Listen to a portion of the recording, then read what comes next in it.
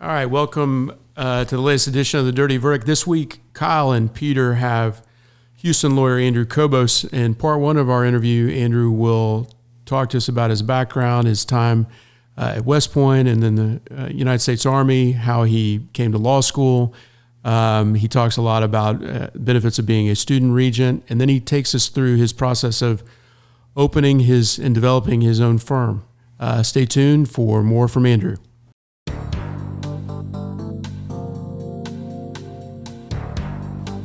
All right, welcome back to another edition of The Dirty Verdict with Peter Taaffe and Kyle Herbert. Thanks, Pete. No Bill Ogden this week. Pete, Bill had a kind of family tragedy. A family member passed away, so he's not going to be joining us. So a special shout out and condolences to our good friend Bill Ogden. Hopefully he'll be back with us next week or 2 weeks from now. Yep, that's I share in that. I was not aware of that until you just told me. So I share the same sentiment with Bill and his family. All right, well, turning to this week's episode, we've got a special guest. Every week we try to put out a podcast where we've got a guest, and then we break down some of the recent legal news focused in the Texas and Houston area.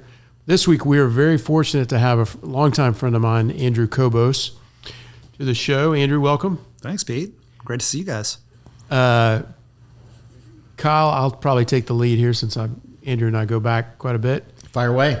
So Andrew, let's go through just some of your background. What brought you here today? So where were you born and raised? So born in El Paso, Texas, 1980. So that makes me 43 years old.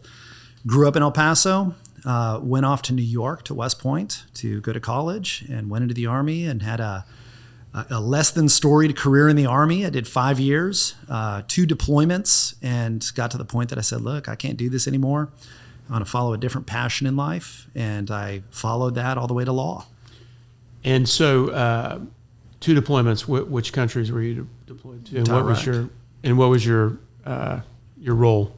Yeah, so everybody pretty much had the same role over in Iraq, which is go ahead and jump out there on the streets and try not to get blown up. So I found myself doing a lot of that, a lot of convoy operating, making sure that we were securing routes. And fortunately, we had up-armored Humvees and had quite a few scares. Fortunately, made it back intact. And one of my missions was to work with the Iraqi police. And what I realized, I couldn't put my finger on it because I was still pretty young at that point. I was, 22, 23 years old. But I was working with the Iraqi police, and I saw that the notions of justice that I had become accustomed to growing up just didn't exist. They existed in a very different capacity. We'd go to the police stations and you'd find folks that were getting beat for these misdemeanors that they had committed. And really the basis was these grudges that had existed for generations. So I thought, you know what, there's something wrong with this. And I can't quite put my finger on it because it's one of those things that's hard to articulate unless you have a foundation in how our Constitution came about and the principles and, a lot of the philosophical writings of, these ancient philosophers about humanity and about justice and about due process. And I started researching those concepts and became more and more convinced that the biggest impact that I had wasn't in training somebody in how to kick down a door. It was training them on these principles of due process and why justice is important and why it's appropriate that somebody has the access to an attorney and their day in the court of law. And I fell in love with law. And I found out that I was a much better advocate than I was a military officer. And those are the things that pulled me into law after that 5-year military career. Andrew, I got to spend a week or so at West Point a couple summers ago as just a tourist. But I loved it. I've been a big fan of history, and kind of getting to immerse myself at West Point for a week was amazing. I don't know how much people enjoy it as actual cadets. What was your time like there at West Point? It was interesting. It was an interesting time. That's probably the best way to describe it. It was tough, but I don't know that I realized how tough it was. People say it's tough all the time. You got to wake up early. You got to be physically fit. You got to be on the top of your game. You got to be real academically astute. You got to study hard. But everybody was doing the same thing. And there's probably a deeper life lesson there. And that it's if you fit in with the right crowd, if you surround yourself with people who are oriented to do difficult things, then you find yourself doing difficult things, whether or not you realize it. And certainly there were some frustrations. In retrospect, I did not live the college life that a lot of folks got to live. It's a completely different experience absolutely. than what Peter and I enjoyed at the University of Texas, I would imagine. I can't imagine that there are any similarities between UT and West Point. It was a tough time. You're waking up early, you're very regimented, you're studying, but there's a purpose. And at that time, I had a passion. I wanted to go and do this thing, and just kept on the path and was able to achieve that. It was pretty remarkable looking back on it. I have a lot of appreciation for that journey now, much more so now than I did back then. Sure. So you're winding down 5 years. Are you starting, as you're seeing the exit from the Army, are you starting to apply to law schools at that point in time? Yeah, absolutely. Taking the LSAT, all that kind of stuff? Sure. I was stationed in Fort Dix, New Jersey, where this is a rotation. After I had 2 tours to Iraq, they said, okay, let's give these guys a break so that they don't burn out. And so I was training up National Guard and reserve units to go overseas, to Afghanistan and to Iraq. And these are all folks who are bitter because they're being called back into service and called away from their civilian life. And so we had to train them up. And that job allowed the flexibility to be able to apply to law school. And I applied to an MBA program. Texas has a phenomenal law called the Hazelwood Act. And so not to venture too far into that law, but essentially they pay for veterans to come back to Texas and go to school. And that was ultimately how I decided to go to the University of Houston, was that I was going to get free education. And how good is that? So I came back to UH and I started a dual program, a JD MBA program. And that was tough too, but I had all this exposure to long days in Iraq. And so was able to knock out that program in 3 years. Normally 4. Did a lot of summer work and came out the other side ready to go into a job as a lawyer. And that's ultimately what I did. Wow. And so you grew up in El Paso all the way through high school? Yeah. And then, so you had some tie to Texas aside from the Hazelwood Act. Well, so the Hazelwood Act is not available to everybody. You have to be a resident of Texas at the time that you commission in the Army. And so being from El Paso, I was from Texas, and so that program was available to me. It wouldn't have been available to me if I grew up in another state. Okay. But it's for Texans to have them return, and it's a very successful program. A lot of really good talent goes into the military and comes back so that they can continue their education. Okay, and so while you're at University of Houston, is that when you were appointed to be a student regent? I was. And how did that come about?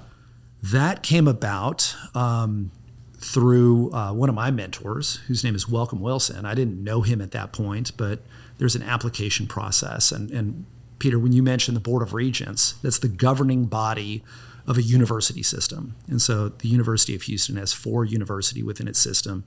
And there's 10 people that oversee those operations. And Pete was a regent too. And so you apply, the student position, you apply, and ultimately the governor selects the individual to be his appointee, just as he would any other regent. And I think that there was probably some input and influence by this guy, Welcome Wilson. And ultimately I got the appointment.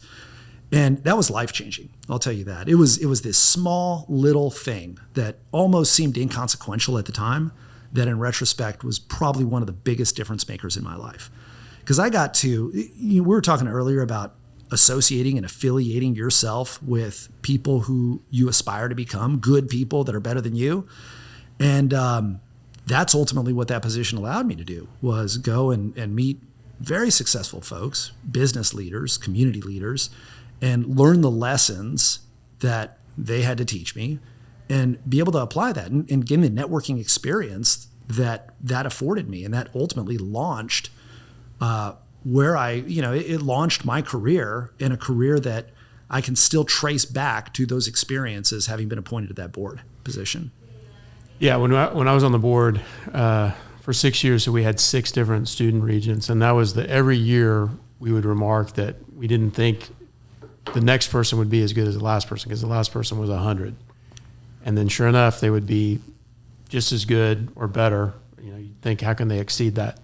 But very impressive group of young folks, usually probably half were lawyers. Just as it turned out, they're in law school, and now they're out practicing law in various different forms.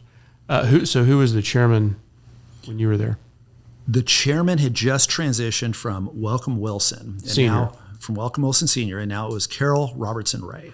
Got it. And she was phenomenal. Every regent that was on the board at that time, and there were some great ones. Mika Mosbacher, Tillman Fertitta was on the board, and I won't list them all, but they are all phenomenal in their respective capacity. And so it was an opportunity. So if folks are listening to this, I listen to a lot of podcasts, and every time I listen to a podcast, I try to take some lesson, some nugget of information. And so, I feel like I've given one nugget, and I probably am going to cap out at 2. But my second nugget would be look for the opportunities in things that you wouldn't expect, right? And that was ultimately what that position was. It wasn't a highly sought after position at the time I was applying for it. I just happened to hear about it. I don't even know that there was a ton of competition for it, but holy crap, that affected my life and changed the trajectory that I was on. Yeah, no, I totally agree. I'd strongly encourage anyone, if you're in school, you can be in business school or law school or undergrad or whatever. One of the student regents at U of H when I was there is now the current student regent at UT. Yeah. He went to graduate school at UT. So I saw him, he like me interchanged his red and orange jerseys, depending on, this weekend you can go back to back. That's true. Or this Thursday or Friday. Yeah, I know you guys have certainly a growing audience. And so to the extent that any audience listener is out there and either they are in a Texas university or they have a loved one that's in a Texas university, they should bring this opportunity to the attention of that person, because it is something that, and I kid you not, ranks on my short list of most valuable experiences in my life. Complete trajectory change in my life from being able to have those experiences, but form those relationships. And I don't want to give too much to the position itself. It required a lot of work. It was not one of these things that you just, you get crowned and all of a sudden your life changes. You got to put the work in. You got to build the team. You got to build the network. You got to sweat. And once you do that, then you'll find that the experience is rewarding. Yeah, no, that's a good, I had the same experience. As a regent, you can do as little as you want to or as much as you want to. I try to maximize my experience there and work with all the great people that were on it. And the student regents, they put in the most work. And I would tell them when they'd come in is, look, we're looking to you to let us know what's going on with the student body, what they care about, what they're worried about. And they would go, and some of these guys, did you do this? Did you go to all the graduations and shake thousands of hands? Absolutely. Yeah, because there's four colleges or 4 universities in the system. And then each of them have their own sub-colleges. So there'd be 25 graduation ceremonies, and the student regent would usually, the full-time regents, we'd do it maybe once, and then if you shake 800 hands, this is pre-COVID, so you're shaking all kinds of hands and hugging and everything. And after a while you go, okay, student regent, you're up. And they would do 20 graduation ceremonies. There's probably a lesson there, which is live in the present moment, yeah. Right? Don't let life pass you by without experiencing what's right in front of you. All right. Well, there's a value bomb from Andrew. So thanks for that. And before we got into, we're in your career, we're taking a little stopping point at graduating from law school. Let's kind of go in reverse order so the audience knows where you are now, because I want to kind of lead up into that as we go to the rest of your background. Tell us what you are doing. Andrew Cobos, attorney at law, what are you doing now? I have a law practice, and it is the Cobos Law Firm. We are going on our 4th year. In August, we'll be celebrating 4 years. And we do all kinds of trial work, right? We're trial lawyers. We take cases, understand and try our best to empathize with the clients. And I think that that's one of the distinguishing characteristics of our firm, is that we really do, we put a lot of work and a lot of value into empathizing with the clients.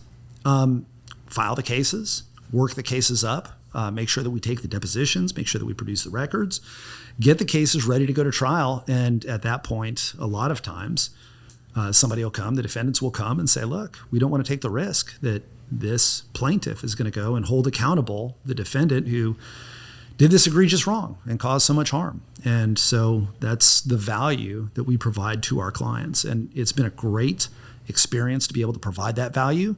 It's been very rewarding, and it's been awesome to see the firm grow from where I was sitting in a desk doing every single job, stapling all the papers together and cutting the checks and doing every minutia, every piece of minutia that there is to perform, up to the point that now I'm working with other folks and we have assigned tasks and responsibilities. And I got a lot of lawyers that I work with too. I mean, Houston has such a rich legal community, and certainly from the plaintiff's bar, just phenomenal lawyers. And so now we do a lot of work with other lawyers too. And that's where we're at, the Cobos Law Firm.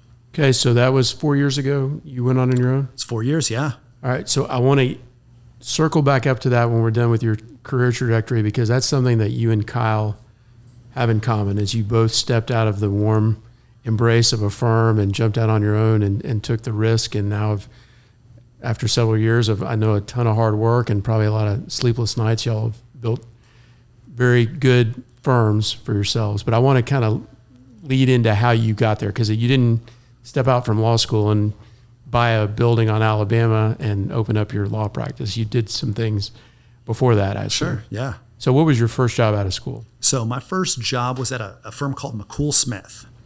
And McCool Smith does big law, right? And they call it big law because you represent Fortune 500 companies and every dispute is massive. And typically it requires a whole lot of work. It's not a case that you get and you could just kind of piece the puzzle together at one sitting. You get a case and you've got to do mountains of discovery work. And I was at a big firm, and it was a great firm, great culture, phenomenal people at that firm, but it just wasn't driving me. I didn't identify my purpose at that firm. And it was very hard to get up and go to work and give it 100%.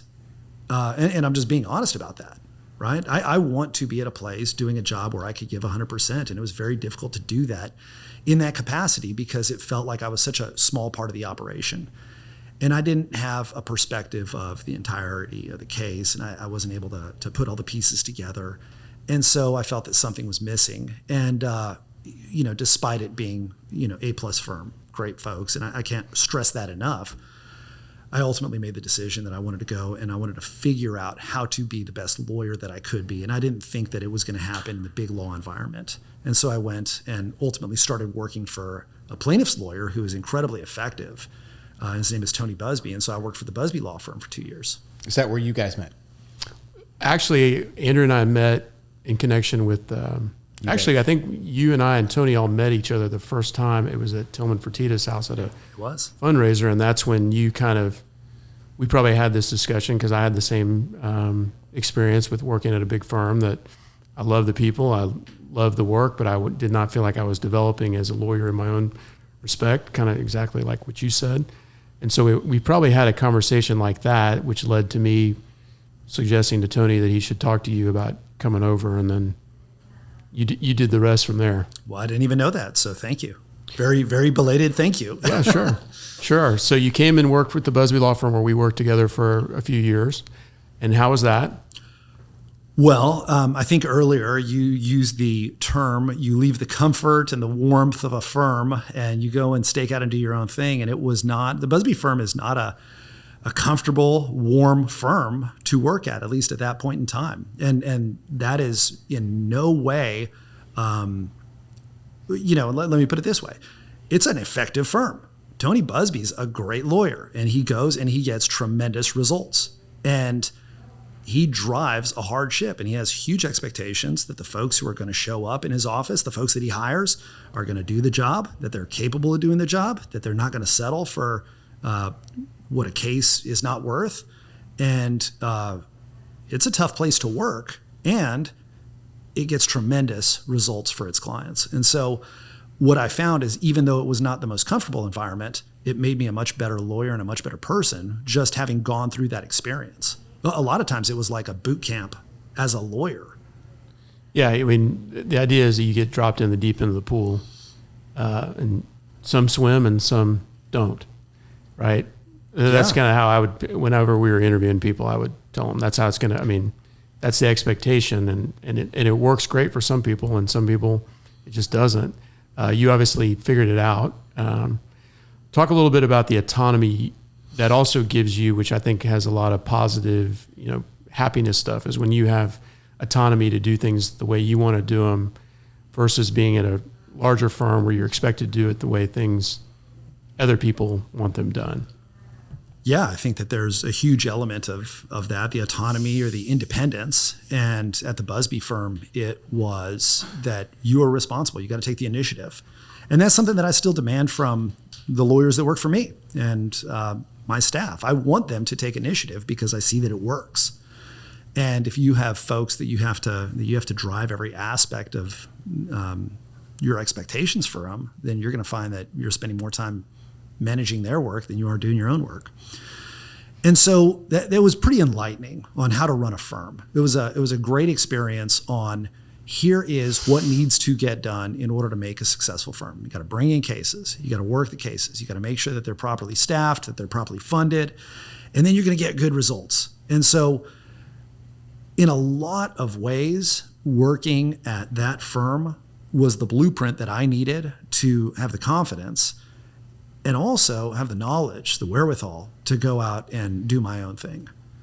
And so I don't know that I get to point C without having gone through point B, which was that experience. So roughly, how was it, 3 or 4 years at McCool and similar amount of Busby? I think it was 4 at McCool and then 2 at Busby. Okay. So now you're at the point where you're ready. You think you've rounded yourself out as a lawyer and you're ready to go do it on your own? Well, you learned all you could in 2 short years with Mr. Busby. It's like 10, I think Andrew would say. He had a full set of hair when he started. I did. It did not feel like 2 years. Yeah. I don't know that I felt well-rounded enough to go and do my own thing, but I did it anyway. And I did it because the opportunity presented itself. And I also did it because I understand that if you don't take risks in life, that you're going to end up in a situation where that disappointment is going to follow you. And I have some of those disappointments, right? So when I was in the Army, I should have gone. I had the opportunity at West Point to really work hard and to go to scuba school, right? And these are combat divers, special forces divers. And I never did it. And I always talked about it and I always dreamt about it and I never did it. And probably there's going to be a point in my life that I'm reflecting back and saying, here are the high points and here are the low points, right? It's probably going to be when I'm 95 and, immobile and all I can do all day is think. But in that situation, being weightless underwater is the best place to be. Can't dispute that. So maybe I'll go for a swim and I'll think about why the hell didn't I go to scuba school? But that's one of my big regrets. And I did not want to have that same regret. I'm very fortunate that I discovered that early on, that regrets come through the things that you don't do and not the things that you do, right? I can look back and yeah, there's a handful of things that I did. That was stupid, right? Should not have done that thing. But the big regrets are the things that I chickened out of and I didn't do. And I still kick myself for not, because I had everything in line. I could have done it. I just didn't have the mental strength and confidence to go through with it. And so I adjusted. And now I'm at this point in my legal career and I thought, look, I don't have everything that it takes. I probably don't.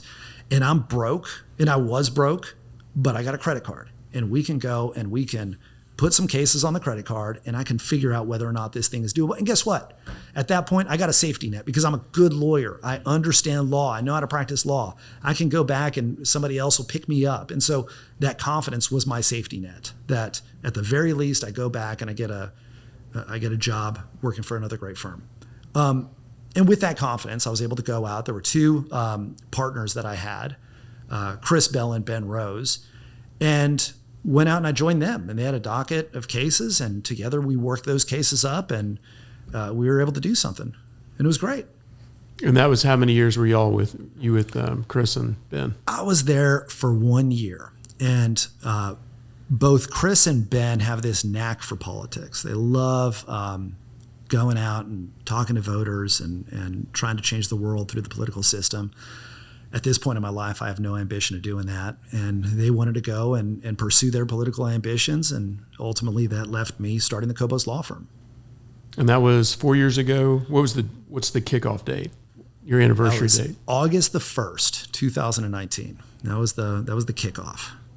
Got it. And was that in that building that you own now, or is it? That was not. That was You in. guys were over off of Alameda, right? It was in Herman. That was Right. Herman on Alameda. Yeah. I lived near there during that time, and you guys put a building up with a fancy sign, and then it was there for about 14 months, and then it wasn't. I thought about stopping in because during COVID, I lived right near Herman Park. So I don't know that I will ever meet another human who says that they recognize the Belrose Cobos sign. 100%. So, Where is it now? it's Museum? in some junkyard somewhere.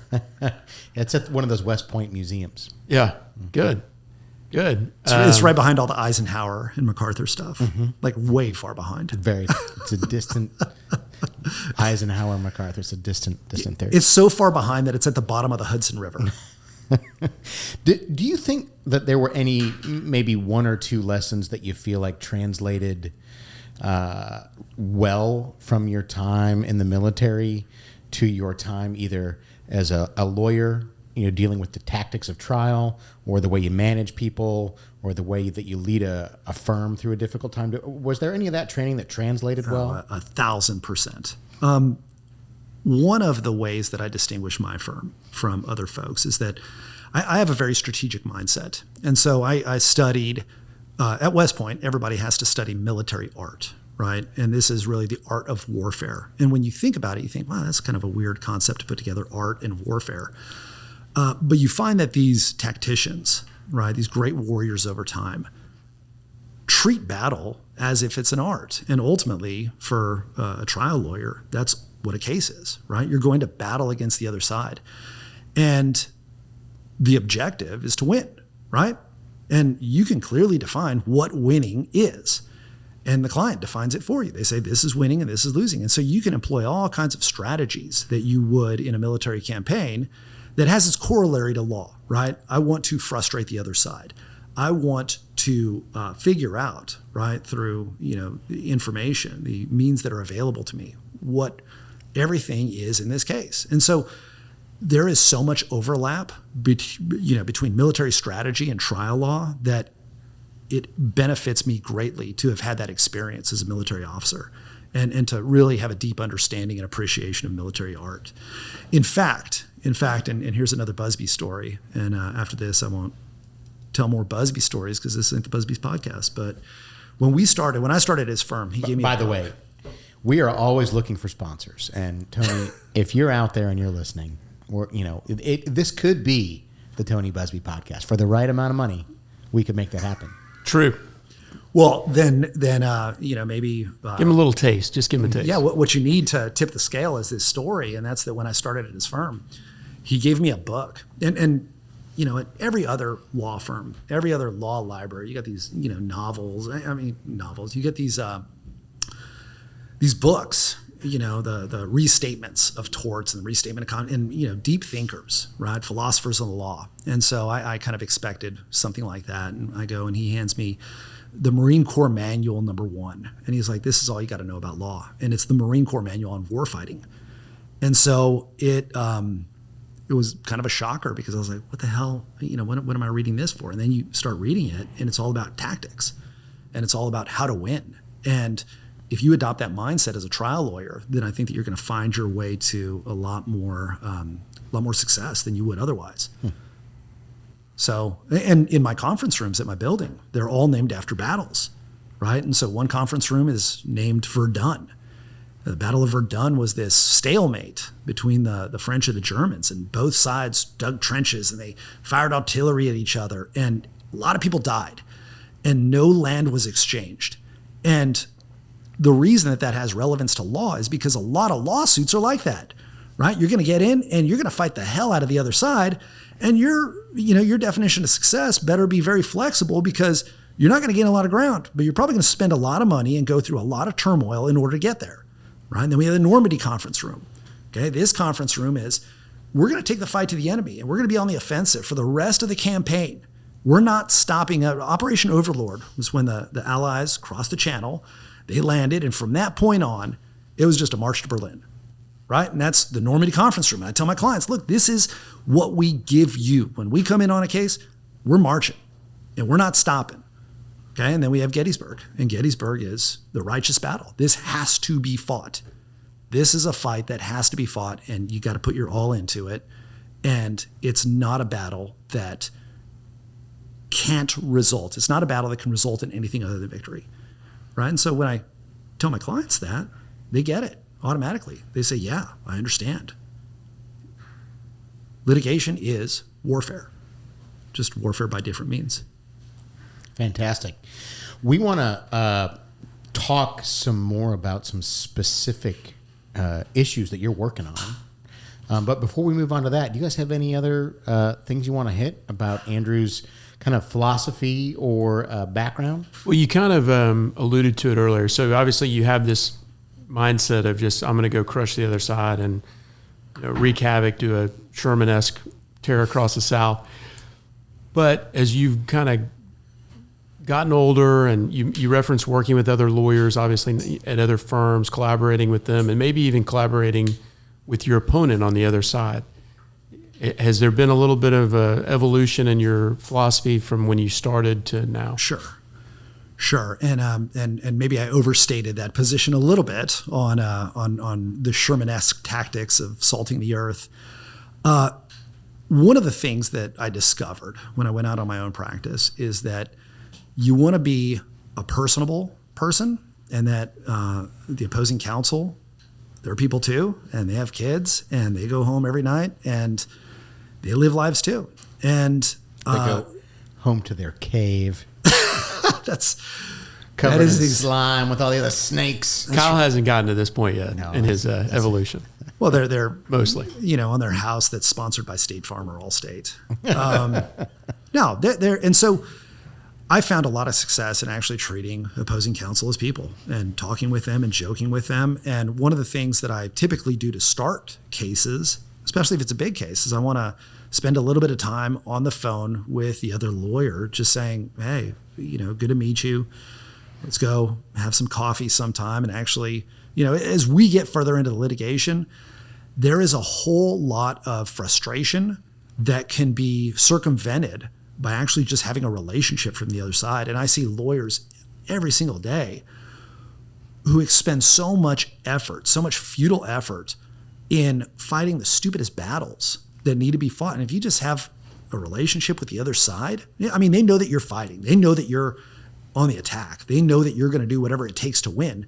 But at the same time, these small things can be avoided, right? Can I get a continuous? Yeah, sure. It's no big deal. And so many things, there's probably a much bigger principle there towards how to act just generally as a person, but in law, it certainly has its application. And then collaborating with lawyers on your same side of the V on cases. How has that evolved from, I'm sure when you started, you were trying to do everything by yourself. Oh, yeah. Well, I didn't have the money to do everything by myself. And that's quite frankly where I was in 2019. And I'm very fortunate that my firm is no longer close to that position. We fund cases. We almost do 100% of our own case funding. And we take big cases and we hire the experts that we need and we get the treatment that we need. Early on, it was out of necessity that I had to go and work with other lawyers. And now it's not so much out of necessity. It's because so many of these folks on the plaintiff's side, on the plaintiff's bars, have skills that are just at the top of their respective field. You have some lawyers that are, they're just phenomenal advocates. I'm working with a lawyer, and I got a mediation with a guy tomorrow. And just a great, hard-hitting guy who does the work, puts the time and the effort in, and gets great results. And so I'm really happy. And we've mentioned so many other lawyers' names that I'll just say this guy's Chad Pinkerton, a phenomenal lawyer. And I'm real proud of that relationship that I have with him. But there's other lawyers out there that are great lawyers too. And they have these attributes that you can plug into a case. And that's one of the things that we do is early on in the case, we can identify our weaknesses, right? So Sun Tzu, you want to go back to the military, Sun Tzu said, if you know yourself and you know the enemy and you know the terrain, then you're going to be victorious, right? Well, the first thing is you got to know yourself. And so I've got to be able to identify, here is a weakness that I have, right? Not all cases are the same. You have some areas of law, employment law. I don't know hardly anything about employment law, family law, right? If we took on a case like that, I would need to get a lawyer that specializes in that field and that's really good at it. Products liability is another area where you want somebody with a specialized expertise, an engineering mindset. And so for all our products cases, we go and we work with other lawyers.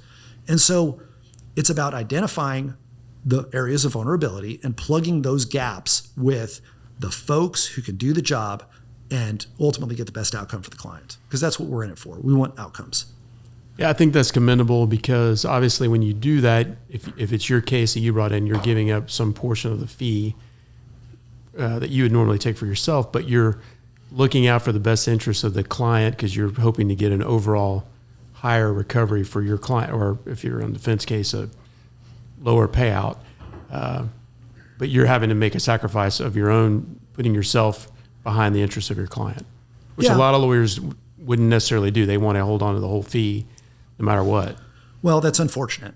I think clients are better served if lawyers really step back and do a thorough 360-degree evaluation. And so that's what we try to do. Now, we don't farm out every case. I mean, most cases we're fully capable of taking and trying and getting. We get great results. We get great verdicts, phenomenal settlements. And our clients are very happy with the service that we provide. But it's in those rare occasions that we got to fill the gap. And we identify folks that are really good at filling the gap. And so we've been able to just accelerate the success of our firm by recognizing that and getting other folks engaged. Cool. Kyle? I don't have anything to add to that other than to echo the stuff you've already said. Some of the best results and some of the best times I've had at trial are by getting involving lawyers that, when I was a young lawyer, they were my mentor. And then it was always fun to find files that we could work on together and say, hey, you want to go work on this, and to actually get to work on cases with some people that you really look up to. I always found that though I was giving up a piece of the fee or a piece of the case, or even a piece of the confidence that my client had to try and bring someone in and build that new relationship, I always felt like I came out way ahead. You learn more in those trenches when you're in the fight with somebody that you trusted. It's a great way to learn and a great way to build a practice, a great way to get a better result for your client. So that's a really well taken point. So cool.